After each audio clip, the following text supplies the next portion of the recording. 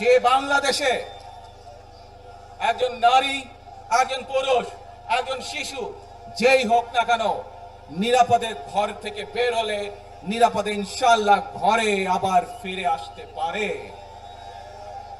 প্রিয় ভাই বোনেরা,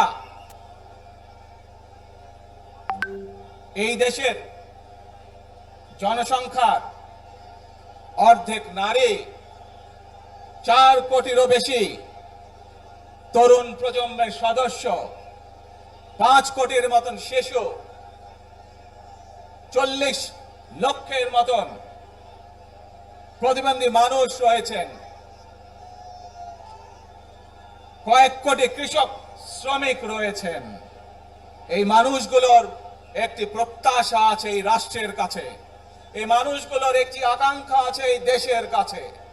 আজ আমরা সকলে যদি ঐক্যবদ্ধ হই, আজ আমরা যদি সকলে প্রতিজ্ঞাবদ্ধ হই, তাহলে আমরা এই লক্ষ কোটি মানুষের সেই প্রত্যাশাগুলো পূরণ করতে পারি ইনশাআল্লাহ।